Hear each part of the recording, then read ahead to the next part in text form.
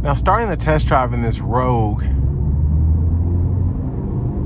the CVT's running just a tad weird, but I mean, I don't even know if I could tell the difference compared to one of these brand new. The CVT's definitely gotten a lot better over the years, but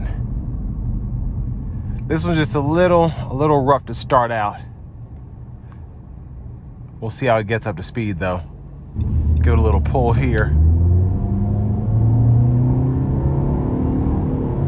Now that feels much better. I'm gonna test out the manual mode getting on the interstate here. Just curious.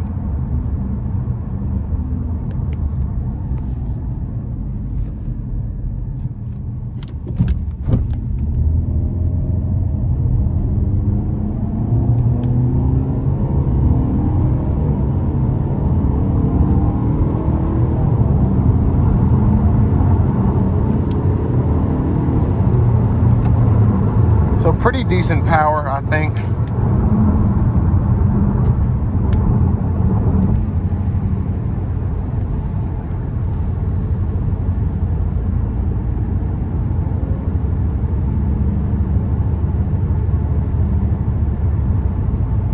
Now it's just a little bit of vibration in my seat here, but with this being a used vehicle, it's hard to tell what's going on. But other than that, I mean, driving pretty normally. No disappointment there. Now with a vehicle like this though, you're gonna find most of these are not gonna be in the best shape, just because these are pretty much, I don't want to call them burner cars, but a lot of people get these because they're cheap. Fuel economy is very good compared to other vehicles in the segment. And because there's not much that you really have to do to them if you don't plan on keeping it. But you want to keep the CVT fluid regularly changed. You want to keep the oil changed in these, which most vehicles that I've encountered like this, that's not going to be the case. So I'm not sure if this is any different, but I wouldn't count on it. But even used, these are just still a more economical option if you have to fix a thing or two. Won't necessarily break the bank.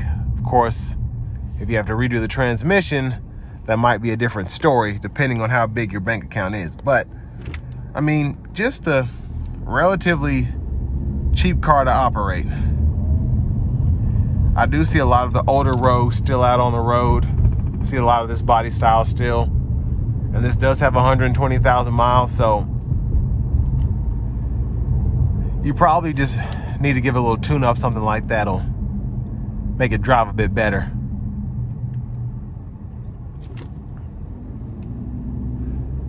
But in terms of competition, I always think of the CR-V and the RAV4, and then the Equinox when that was out during this year as well.